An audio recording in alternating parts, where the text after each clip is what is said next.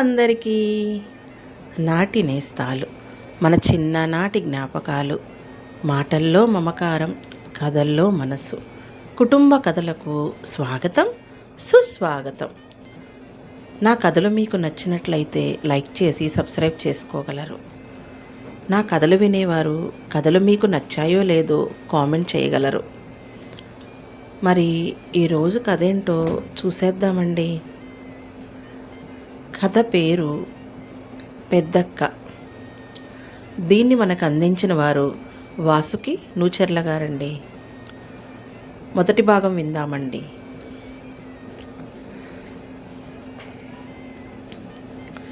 ఊహ తెలియని వయసులో కుటుంబానికి మూల స్తంభం అయినటువంటి తండ్రిని పోగొట్టుకొని కుటుంబంలో పెద్ద కూతురుగా పుట్టిన కారణంగా కుటుంబ భారం మొత్తం తన భుజస్కంధాలపై మోస్తూ ఎన్ని ఆటుపోట్లు వచ్చినా మనోధైర్యంతో తట్టుకొని నిలబడి తను ఎదుగుతూ తన తోబుట్టువులకు ఒక దోవ చూపించి 10 మందికి స్ఫూర్తిగా నిలిచిన ఒక జయప్రద కదండి. చిన్న చిన్న విషయాలకే ఆత్మహత్య చేసుకుంటున్న ఈ కాలం యువతకు ఎంత పెద్ద కష్టం వచ్చినా మొక్కవోని ఆత్మస్థైర్యంతో ఎలా ముందుకు సాగాలో తెలుపుతుంది ఈ కథ. కథలోకి వెళ్ళిపోదామండి. 2002 ఆగస్టు 15 కథ ప్రారంభం. జోరున వాన కురుస్తోంది. దానికి తగ్గట్లు గాలి కూడా వానకు సహకరిస్తోంది. చెట్లు దెయ్యం పట్టినట్లు ఊగుతున్నాయి. రాత్రి సరిగ్గా 12 గంటలు. 4 రోడ్ల కూడలిలో పెట్టెపట్టుకొని ఎటు వెళ్లాలో తెలియక దిక్కుతోచని స్థితిలో నిలుచుంది జయప్రద. కళ్ళ నుండి ధారాపాతంగా కన్నీళ్లు కారిపోతూ వాన చినుకులతో కలిసిపోయి పైనుంచి కిందకి ధారలు కడుతున్నాయి. సాయంత్రం నుంచి జరిగిన సంఘటనలు మనసును, శరీరాన్ని మొద్దుబారేటట్లు చేసింది. అలా 1 గంటగా వానలో తడుస్తూ నిల్చొని ఉంది.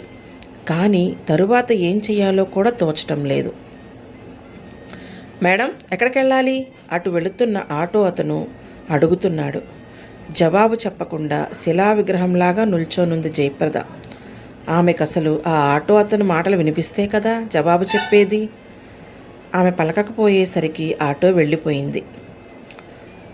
కొద్దిసేపటికి ఇంకో ఆటో వచ్చి ఆగింది. జయప్రద మేడం, ఏంటిలా తడుస్తున్నారు? ఎక్కడికి వెళ్ళాలి? రండి, డ్రాప్ చేస్తాను అన్నాడు. జయప్రద పలకలేదు. మళ్ళీ పిలిచాడు. తననెవరో పిలుస్తున్నారని అనిపించి తల తిప్పి చూసింది. మోహన్ ఆటోలో నుంచి తొంగి చూస్తున్నాడు. తనను గత 2 సంవత్సరాలుగా స్కూల్లో దింపుతున్న ఆటో అతను వర్షంలో నిలబడిన జయప్రదను చూసి ఆటో కోసం ఎదురు చూస్తుందేమో అని ఆపి ఆమెను పిలిచాడు. తల తిప్పి చూసిన ఆమెను, మేడం రండి, ఎక్కడికి వెళ్ళాలో దింపుతాను అన్నాడు. ఎక్కడికి వెళ్ళాలో తనకే తెలియనప్పుడు తను ఎక్కడికని చెప్తుంది. నేరుగా వచ్చి ఆటోలో కూర్చుంది. మేడం, ఎక్కడికి వెళ్ళాలి? పలకలేదు జయప్రద. 2 సంవత్సరాలుగా తనకు తెలుసు జయప్రద మేడం ఎందుకు ఇలా ఉంది.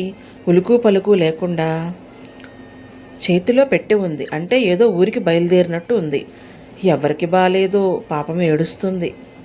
బాధపడద్దు మేడం, అంతా బాగవుతుంది. బస్టాండ్కా రైల్వే స్టేషన్కా అడిగాడు. ఏమీ సమాధానం చెప్పలేక కళ్ళు తుడుచుకుంది. మేడం, బస్టాండ్కి పోదామా అన్నాడు. సరే, ఆ ఒక్క మాట నోటి నుంచి వచ్చింది.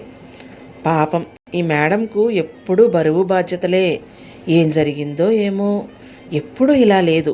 నోరారా పలకరించే జయప్రద మేడం నోరు తెరిచి మాట్లాడటం లేదు. రోజు తన ఆటో ఎక్కగానే మోహన్, ఏంటి విశేషాలు అని అడిగేది. తన ముఖ కవళికలను బట్టి తన పరిస్థితి అర్థం చేసుకునేది. వీలైతే సాయం చేసేది. చాలా మంచి మనసున్న మనిషి. ఏం సమస్య వచ్చిందో, అడగాలంటే ఏమనుకుంటుందో, అసలు మాట్లాడే మూడు ఉన్నట్లు లేదు అనుకుంటూ ఉండగానే బస్టాండ్ వచ్చేసింది. మేడం, బస్టాండ్ వచ్చింది.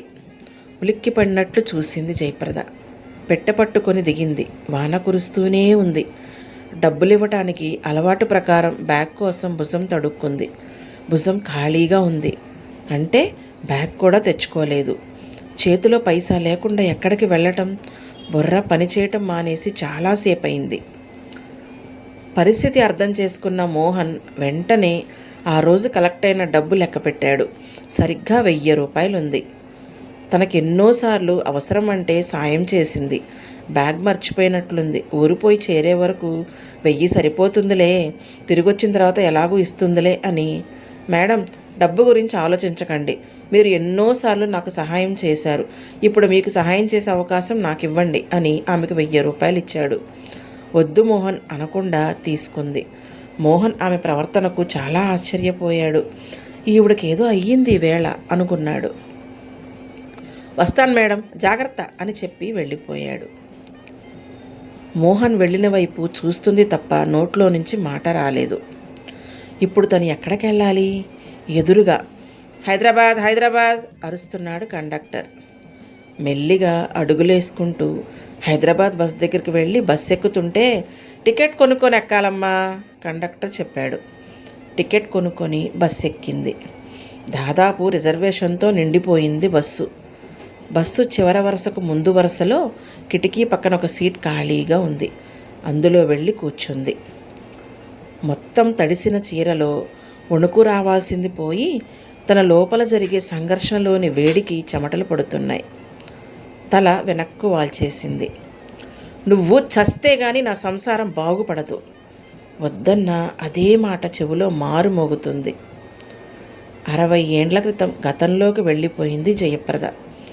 ఎంత తుడుచుకుంటున్నా కళ్ళలో నీరు కారిపోతుంది. ఆగటమే లేదు. మనము ఆ గతంలోకి వెళ్ళిపోయి ఈ జయప్రద కథ ఏంటో తెలుసుకుందామా? జయప్రద తండ్రి రాఘవయ్య సూర్యోదయం అనే ప్రింటింగ్ ప్రెస్లో పనిచేసేవాడు.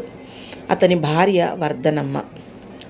1942 ఆగస్టు 15వ తేదీన రాత్రి 12 గంటలకు రాఘవయ్య వర్ధనమ్మలకు మొదటి సంతానం పుట్టింది. బ్రిటిష్ వారితో సలుపుతున్న స్వాతంత్ర పోరాటం జయప్రదం కావాలని ఆ పాపకు జయప్రద అనే పేరు పెట్టుకున్నారు. తరువాత ఒక బాబు పాప పుట్టారు, కానీ పురిట్లోనే పోయారు. ఆ తరువాత ఒక అబ్బాయి పుట్టాడు. ఒక్క కొడుకే కాదని పిల్లలను కంటూనే ఉన్నారు. తరువాత వరుసగా 6 మంది ఆడపిల్లలు పుట్టారు. వాళ్ళలో చివర ఇద్దరు ట్విన్స్. తండ్రి రాఘవయ్య ఉద్యోగం మీద ఆధారపడి బతుకుతున్న జీవితాలు వాళ్ళవి. ముందు వెనక ఆస్తులు ఏమీ లేవు. ఉన్నంతలో గుట్టుగా సంసారం చేస్తూ పిల్లలను సాకుతుంది వర్ధనమ్మ. జయప్రద 8వ తరగతి చదువుతోంది. తమ్ముడు, 2 చెల్లెళ్ళు అదే బడిలోనే చదువుతున్నారు. ఒకరోజు జయప్రద తరగతికి ప్యూను వచ్చి తరగతి గదిలో పాఠం చెప్తున్న మాస్టారుకు ఏదో విషయం చెప్పి వెళ్ళిపోయాడు. ఆయన జయప్రదను పిలిచి, అమ్మా, హెడ్ మాస్టర్ పిలుస్తున్నారమ్మా, వెళ్ళు అన్నాడు. హెడ్ మాస్టర్ ఎందుకు పిలుస్తున్నాడో అర్థం కాక హెడ్ మాస్టర్ గదిలోకి వెళ్ళింది. అక్కడ తమ వీధిలో ఉన్న బాబాయ్ గారు తన తమ్ముడు చెల్లెళ్లతో సహా ఉన్నారు. జయప్రద, మీ నాన్నగారికి బాగోలేదటమ్మా, మీ బాబాయ్ గారు చెప్తున్నారు, వెళ్ళమ్మా అన్నాడు. ఒక్కసారిగా గుండె గట్టిగా కొట్టుకుంటుండగా, ఏమైంది బాబాయ్ అని అడిగింది. ఇంటికి పదమ్మా, దారిలో చెప్తాను అన్నాడు. బడికి ఇల్లు దగ్గరే. ఇంటికి నడుస్తుంటే ఆయన చెప్పాడు, మీ నాన్న రాత్రి పల్లె నుంచి పొలం గట్ల వెంట వస్తుంటే పాము కరిచింది అని.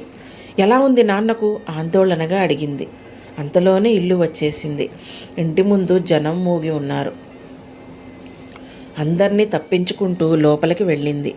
వరండాలో చాప మీద తండ్రి పడుకోనున్నాడు. ఇంత అన్యాయం చేసి మమ్మల్ని అందరినీ నట్టేట్లో ముంచిపోతావా? ఇంతమంది పిల్లల్ని ఎలా సాకను? నేను నీతో వచ్చేస్తా. తల్లి గుండెలు బాదుకుంటూ తండ్రి మీద పడి ఏడుస్తోంది. చిన్న చెల్లెళ్ళకి 6 నెలలు. వాళ్ళు చాలా గట్టిగా ఏడుస్తున్నారు. పాపం వర్ధనమ్మ. అండగా ఉన్న భర్త పోయాడు. ఇంతమంది పిల్లలను ఎలా సాకుతుందో. అక్కడ కూడిన జనం మాట్లాడుకుంటున్నారు. అంటే తండ్రి చనిపోయాడా? హతాశురాలైపోయింది. చెల్లెళ్ళు, తమ్ముడు, అమ్మ మూకుమ్మడిగా ఏడుస్తుంటే షాకు గురైంది. ఏడుపు రావటం లేదు. జయప్రద, ఇంటికి పెద్దదానివి, మిగతా అందరూ చిన్నపిల్లలు.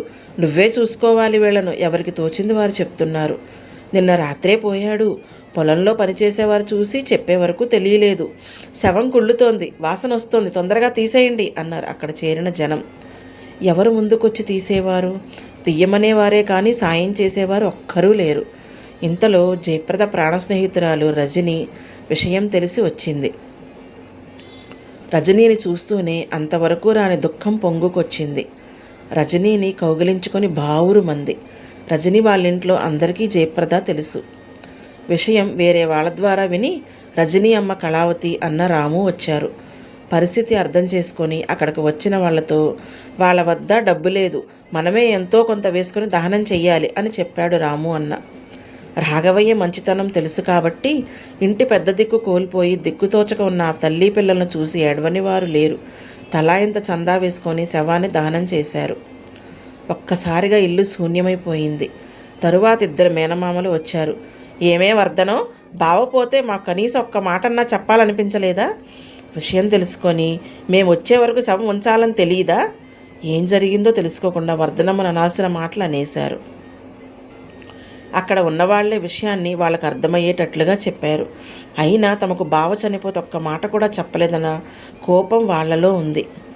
ఇంకెవరూ చేసేవాళ్ళు లేరు కాబట్టి 10 మంది తమను అనకుండా ఉండాలంటే తామే ముందుపడి కార్యాలు చేయాల్సి వచ్చింది. ఏదో చెయ్యాలంటే చేశామన్నట్లు మొక్కుబడిగా దినాలు జరిపించారు. వర్ధన్నమ్మకు చదువు రాదు, అమాయకురాలు. అందరూ జయప్రద, నువ్వే ఇంక వీరందరికీ దిక్కు, ఆడపిల్లవైన మగపిల్లవాడి పాత్ర పోషించాల్సిందే. తమ్ముడు చిన్నవాడు, వాడు పెరిగి బాధ్యత తీసుకునే వరకు నీదే బాధ్యత అన్నారు. ఉన్న ఒక్క ఆధారము పోయింది. రేపటి నుండి తిండికి ఎలా? తనకన్నా అందరూ చిన్నవాళ్లే. తల్లి ఎప్పుడూ కడుపులో ఒక బిడ్డ, చంకలో ఒక బిడ్డగా ఉండేది. అందుకే పిల్లలను జయప్రదే సాగుతూ ఉండేది. వర్ధనమ్మకు చిన్న వయసే. చిన్నతనంలోనే పెళ్ళి అవ్వటం, వెంటనే పిల్లలు పుట్టడం మూలాన పెద్దదానిగా కనిపిస్తుంది అంతే.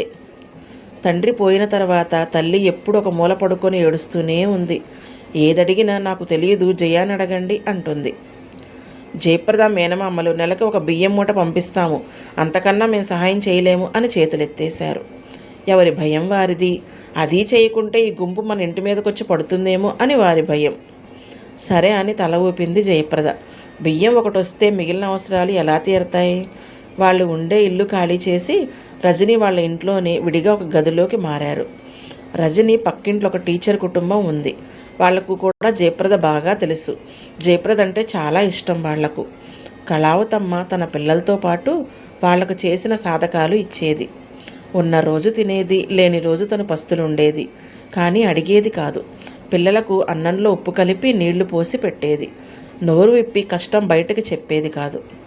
ఇంకా మంచితనం బతుకున్న కాలం కాబట్టి రాము కొద్దిగా ఆర్థిక సహాయం చేసేవాడు. ఎవరు పాత బట్టలు ఇచ్చినా, చిరిగిన బట్టలు ఇచ్చినా వద్దనేది కాదు. తీసుకునేది. చింపులకు కుట్లు వేసుకుని పిల్లలకు తొడిగేది, తను కట్టుకునేది. ఒకరోజు పక్కింటి టీచర్ భర్త, జయప్రద, నువ్వు 8వ తరగతి పాస్ అయితే లోయర్ గ్రేడ్ టీచర్ ట్రైనింగ్కి పోవచ్చు, నీకు ఉద్యోగం వస్తే కొంచెం నిలదొక్కుకోవచ్చు అని చెప్పాడు. ఇది బుర్రలో నాటుకుపోయింది జయప్రదకు. ఎలాగైనా ఎంత కష్టమైనా సరే 8 పాస్ అవ్వాలని కష్టపడి చదివి పాస్ అయింది. రాము, రజని టీచర్ దంపతులు సరోజనమ్మ, బలరాం గారి ఆర్థిక సహాయంతో లోయర్ గ్రేడ్ టీచర్ ట్రైనింగ్కు వెళ్ళింది. అక్కడ వచ్చే స్టైఫండ్ ఇంటికి పంపించేది. ఇతరుల ఆర్థిక సహాయంతో తిని తినక ట్రైనింగ్ పూర్తి చేసింది. ఇంతకు జయప్రదకు ఉద్యోగం వచ్చిందా లేదా? ఆ కుటుంబం పరిస్థితి ఏమిటి? 2వ భాగంలో చూద్దామండి. మీ శాంతి.